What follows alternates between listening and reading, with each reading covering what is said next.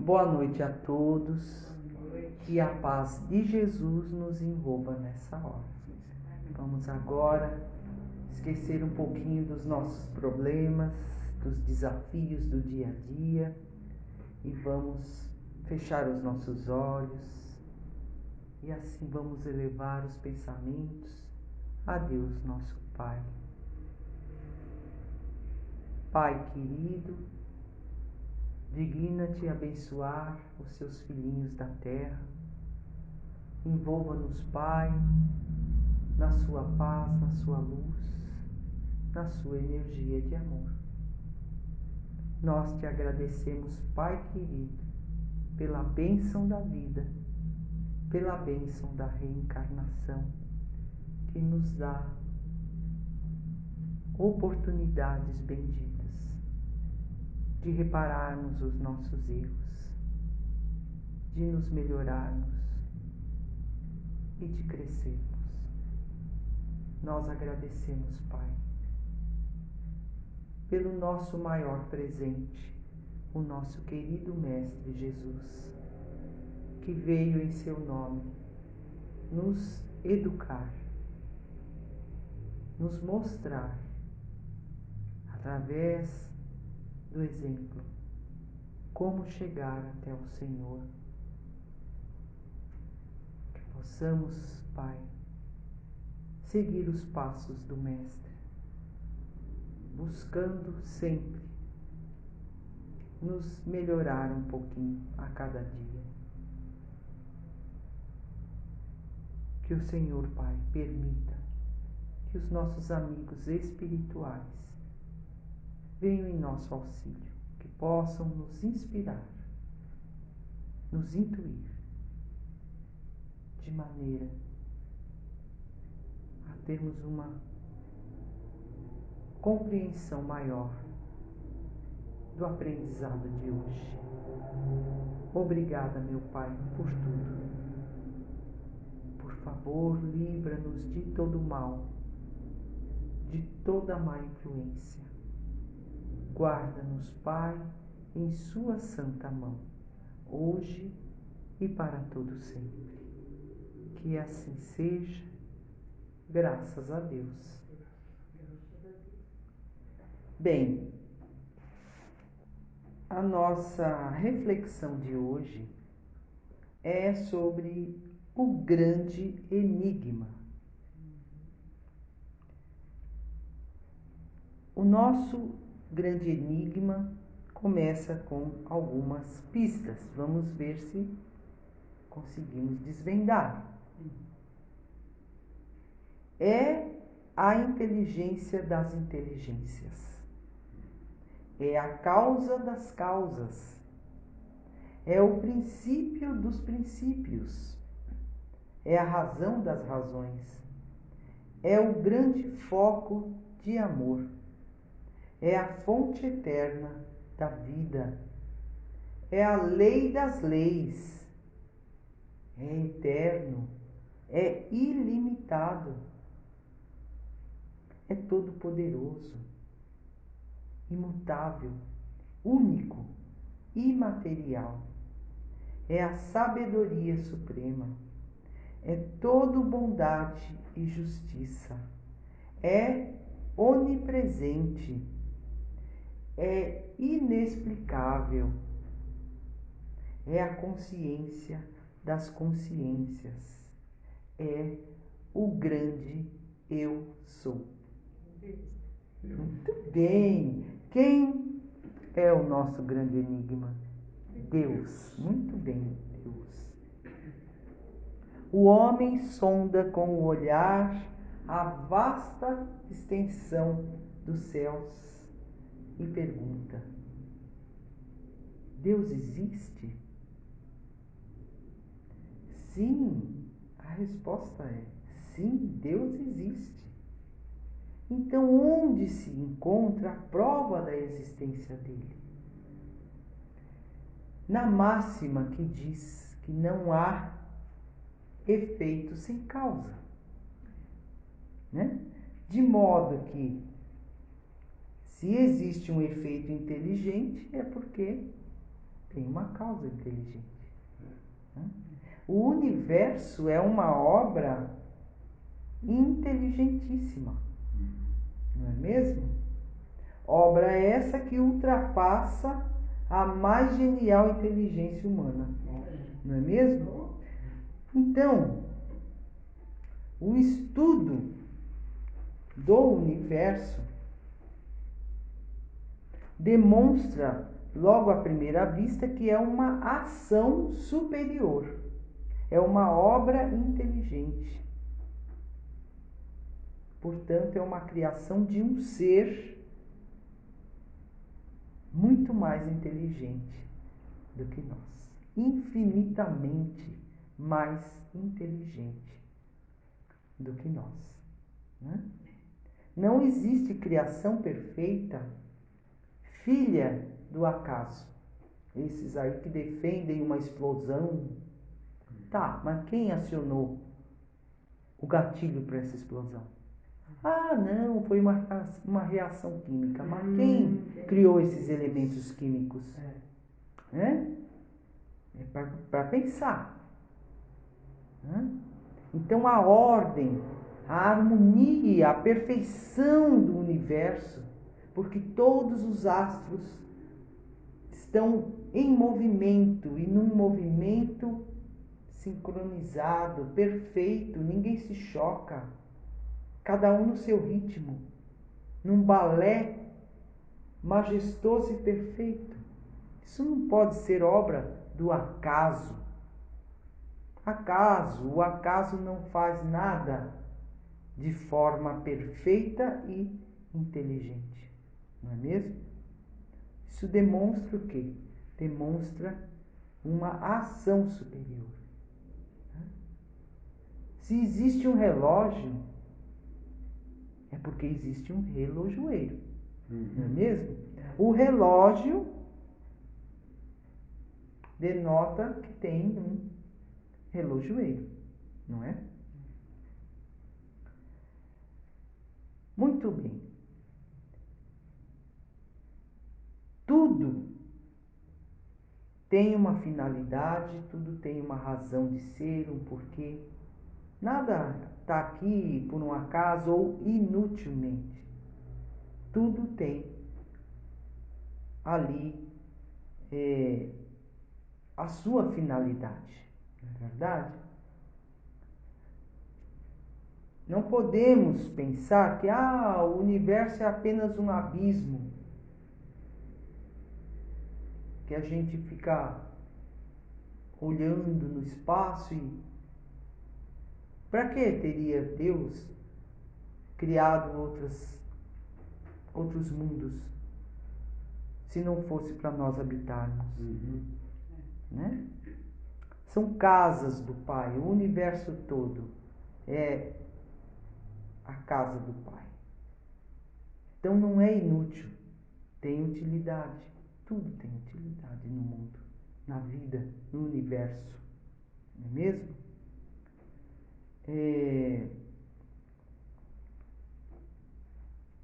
O nome de um ser soberanamente grande e sábio está escrito em todas as suas obras. Desde a graminha minúscula, do menor insetozinho que exista, até o maior astro que viaja o universo afora. Tem a assinatura de Deus, né? Eu trouxe uma historinha da Meimei que se chama A Existência de Deus. Essa historinha está no livro Pai Nosso, psicografado pelo nosso Chico Xavier. Diz assim: conta-se que um velho árabe analfabeto orava com tanto fervor e com tanto carinho todas as noites que certa vez o rico chefe de grande caravana chamou-o à sua presença e lhe perguntou: por que oras com tanta fé? Como sabes que Deus existe, quando nem ao menos sabes ler? O crente fiel respondeu: Grande Senhor, conheço a existência de nosso Pai Celestial pelos sinais dele. Como assim? Indagou o chefe, admirado. O servo humilde se explicou. Quando o senhor recebe uma carta de pessoa ausente, como reconhece quem a escreveu? E o caravaneiro respondeu: Pela letra. Quando o senhor recebe uma joia, como é que se informa quanto ao autor dela? Ora, pela marca do ourives. O empregado sorriu e acrescentou: Quando o senhor ouve passos de animais ao redor da tenda, como sabe depois se foi um carneiro, um cavalo, um camelo ou um boi? Pelos rastros, respondeu o chefe surpreendido. Então, o velho crente convidou-o para fora da barraca e, mostrando-lhe o céu, onde a lua brilhava cercada de multidões de estrelas, exclamou respeitoso: Senhor, aqueles sinais lá em cima não podem ser dos homens. Nesse momento, o orgulhoso caravaneiro de olhos lacrimosos ajoelhou-se na areia e começou a orar também. Então veja aí que nós podemos identificar a presença de Deus através de sua obra, não é mesmo? Como podemos provar a existência de Deus? Nós somos a prova. Nossa existência é a prova. Nós somos a grande prova da existência de Deus, não é mesmo? Nós podemos definir Deus. É difícil definir, né? Não dá para definir. Não é possível definir Deus. Deus é grande demais para a nossa cabecinha, né? Deus é muito, muito grande para a nossa pequenez, né? Ele escapa à nossa análise.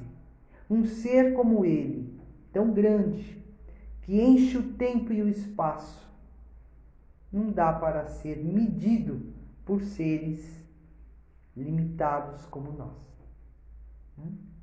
Porquanto, querer definir Deus é querer circunscrevê-lo, e isso é impossível, né? Por quê? Porque Deus é ilimitado. Não dá para a gente definir. Ninguém consegue explicar Deus. É por esse motivo que muitos negam a sua existência. Porque não conseguem explicá-lo, defini-lo. Então negam. Mas basta olhar a si mesmo e falar: Ué, eu sou um milagre de Deus. Né? A minha existência é a prova da existência de Deus. Pronto. Né? E onde está Deus? Ele parece tão longe de nós. Deus é onipresente. Ele está em toda parte, em todo lugar e até mesmo dentro de nós. Né? Deus está em todo lugar, portanto, é bom quando estivermos pensando em fazer algo errado, né? Quando estivermos pensando em fazer algo errado, pense bem, porque Deus está vendo. Né? Diante disso, eu trouxe outra historinha da Meimei, que está nesse mesmo livro, Pai Nosso.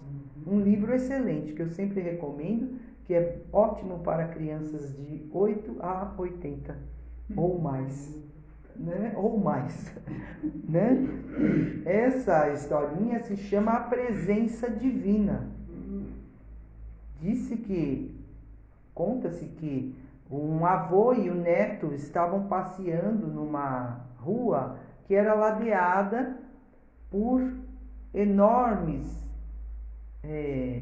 extensões de árvores frutíferas. Era um pomar, tinha pomar dos dois lados da rua, né?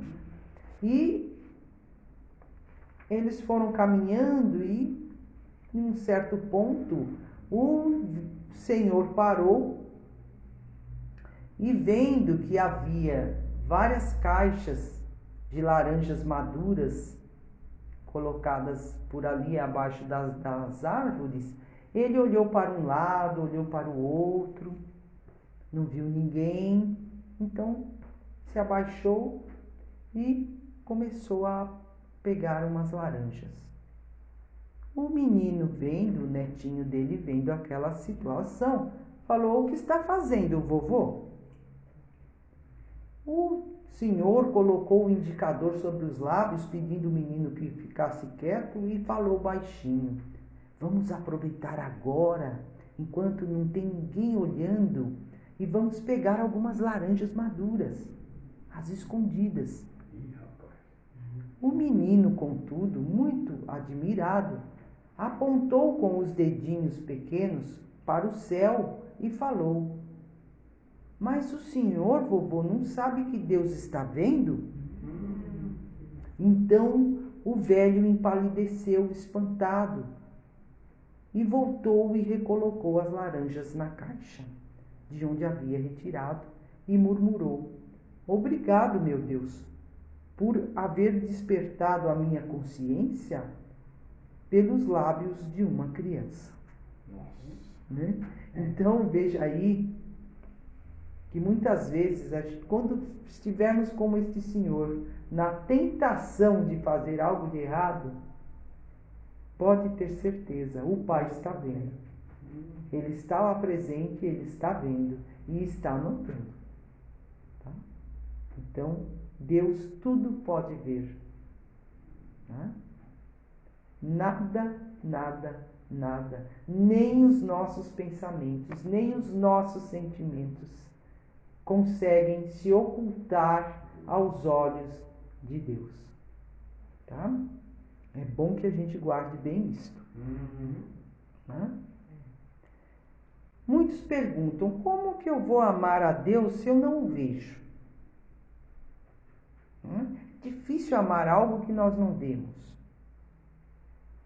Nós podemos amar a Deus amando a sua obra, a sua criação, porque Deus se revela a nós através da sua obra.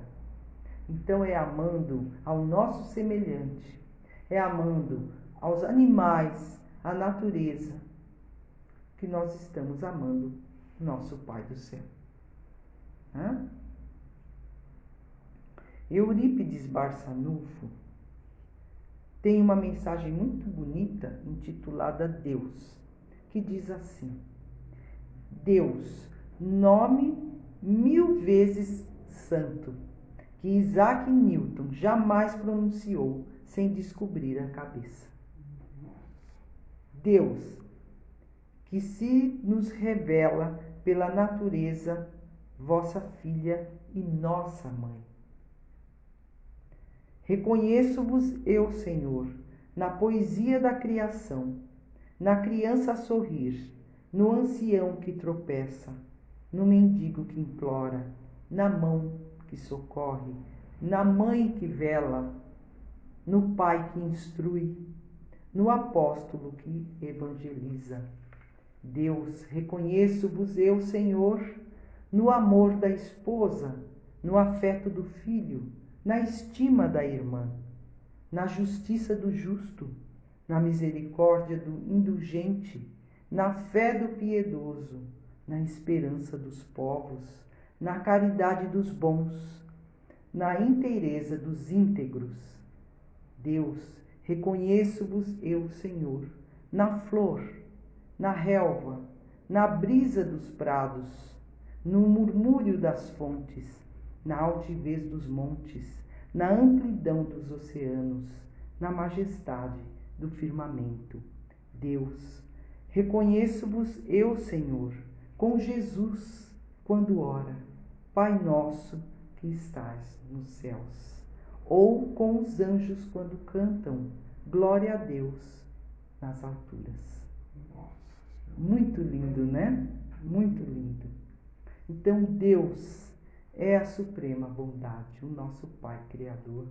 Podemos ver o nosso Pai na sua obra maravilhosa e majestosa que está ao nosso redor e em nós mesmos, não é?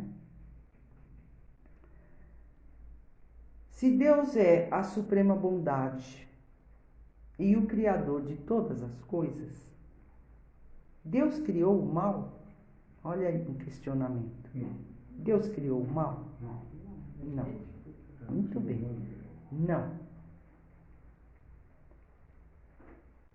Não foi o Pai do céu quem criou o mal. Fomos nós, através das nossas más escolhas, né? Através do livre-arbítrio que Deus nos deu, nós fazemos as escolhas erradas. E toda vez que agimos contrariamente à sua lei que diz fazer ao próximo como a ti mesmo, nós já estamos cometendo o mal. Quando agimos contrário a esta lei, a esta regra de ouro, né? De maneira que eu trouxe mais uma historinha, porque eu adoro as historinhas. As historinhas, elas elucidam muito bem. Então, essa historinha diz assim, que certo dia um professor que era ateu desafiou os seus alunos com a seguinte pergunta: Deus fez tudo o que existe? Perguntou para a classe. E responderam sim, fez. Se Deus fez tudo mesmo, insistiu o professor, ele também fez o mal, porque o mal existe. O estudante se calou diante da afirmativa do professor. E o professor ficou feliz, porque pensou, olha aí, provei que essa história de Deus é uma utopia, né? Mas outro estudante levantou a mão e disse, professor, posso lhe fazer uma pergunta? Sem dúvida, respondeu o professor. O jovem ficou de pé e perguntou, o frio existe, professor? Ora, mas que pergunta é essa? Claro que existe. Você por acaso nunca sentiu frio? O rapaz então falou, na verdade, professor, o frio não existe. Segundo as leis da física, o frio é a ausência do calor.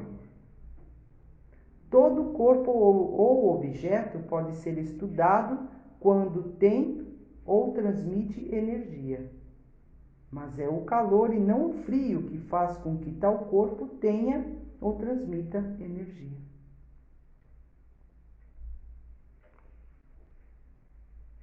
Portanto, professor, o frio não existe. Na verdade, é a ausência do calor. E a escuridão, professor? A escuridão existe? Continuou o estudante. Mas é claro que sim, respondeu o professor. Novamente o senhor se enganou, disse o garoto. A escuridão não existe. Na verdade, é a ausência da luz. Podemos estudar a luz, mas a escuridão não. Como se faz para determinar quão escuro está um determinado local do espaço? Continuou o estudante. Apenas com base na quantidade de luz presente neste local, não é mesmo? Escuridão é um termo que o homem criou para descrever quando não há luz presente. Finalmente o jovem perguntou: diga-me agora, professor, o mal existe? Claro que sim, respondeu o professor. Olha aí, há tantos crimes, há roubos, há assassinatos, há guerras, todo tipo de violência, essas coisas são o mal. Então o estudante explicou: o mal não existe, professor. Ou pelo menos não existe por si só. O mal é simplesmente a ausência do bem. O mal, como acontece com o frio e o calor, é um termo que o homem criou para descrever a ausência do bem.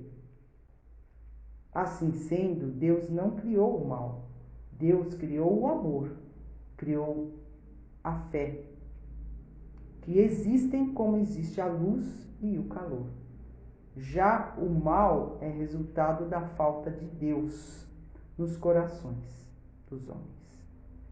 É como o frio que surge quando não há calor, ou a escuridão quando não há luz. Diante da argumentação lógica do aluno, o professor se calou e ficou pensativo. Olha só. Dizem que era Einstein, esse estudante. Pois bem, então é isso. O mal é criação nossa. Né? Quando não fazemos o bem, já estamos praticando o mal. Né? Muita gente também pergunta: se Deus é toda justiça, por que há tantas diferenças no mundo? Por que um é pobre, por que o outro é rico, por que um é saudável, o outro é doente? Por quê? As diferenças são necessárias para as experiências que precisamos para a nossa evolução. São as consequências também da lei de causa e efeito. Né? Cada um praticou determinado ato do qual ele é responsável, do qual ele vai ter que responder. Não é assim? Por isso que dizem que cada um vai colher de acordo com o que plantou. Então, quem plantou ventania vai colher ventania. Quem plantou espinho vai colher espinho. Não é? De modo que cada um está num degrau de evolução. E cada um vai colher de acordo com o que plantou. Nem todos plantaram flores. Não é mesmo? E aí tem os resgates dos seus atos. Tem as experiências necessárias para a reparação dos erros e para a sua redenção, para o seu crescimento. De modo que cada um está numa experiência diferente. Então, nessa vida, eu posso vir pobre. Na anterior, eu fui rica e não fiz bom uso do que recebi. Né? Nessa vida, eu vim doente porque não fiz bom uso do corpo físico que eu recebi na vida anterior. Não é assim? Então, cada um vem dentro de uma experiência, até mesmo no que diz respeito ao sexo. Nessa vida eu vim mulher, na próxima vida eu posso vir homem. Tudo vai depender da experiência que o meu espírito imortal precisa para evoluir. Então, essas diferenças que existem é uma bênção de Deus. Né? É a oportunidade bendita de que cada um viva essas experiências para evoluir. E resgate suas dívidas e repare os seus erros e cresça, evolua e caminhe. Né? Outros perguntam: Deus criou anjos e demônios? Não, Deus não criou anjo nem criou demônio. Deus criou seus filhos todos iguais, simples e ignorantes. Né? Os anjos são espíritos criados simples e ignorantes, como qualquer um de nós, que foram galgando os degraus da evolução, foram se aperfeiçoando ao ponto de chegar ao ponto máximo, né, que é a perfeição. Então, são anjos. E essa é a nossa destinação também. Nós também um dia seremos anjos, quando conseguirmos ser perfeitos. Quando formos galgando os degraus da evolução e chegarmos a este ponto. E os demônios? Os demônios também foram espíritos como nós, criados simples e ignorantes, que, pelo mau uso do seu livre-arbítrio, praticaram o mal e se comprazem, eles gostam do mal, de serem errados, né? Mas o que nos consola é que esses irmãos não serão eternamente assim. Dia virá em que se cansarão de viver no mal, porque viver no mal dói, é sofrido. Então, eles vão buscar se regenerar, né?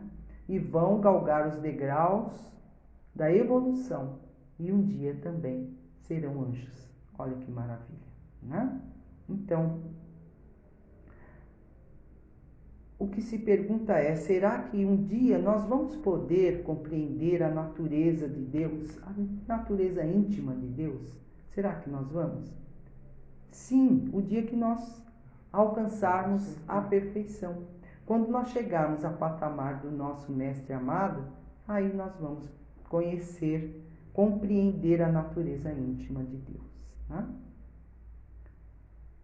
E para que nós possamos conhecer um pouco do nosso Pai, basta que conheçamos as suas leis perfeitas e sábias, né? Aí sim. Bem, falar de Deus é algo desafiador, né? Mas, para nós fecharmos esta reflexão sobre o nosso Pai Maior, nós vamos novamente buscar uma mensagem da Meimei que está no livro Pai Nosso, né? E essa mensagem diz assim: muitos homens de ciência pretendem definir Deus para nós. Mas, quando reparamos na proteção do Todo-Poderoso, dispensada aos nossos caminhos e aos nossos trabalhos na terra, em todos os instantes da vida, somos obrigados a reconhecer que o mais belo nome que podemos dar ao Supremo Senhor é justamente aquele que Jesus nos ensinou em sua divina oração. Pai Nosso. Muita paz a todos.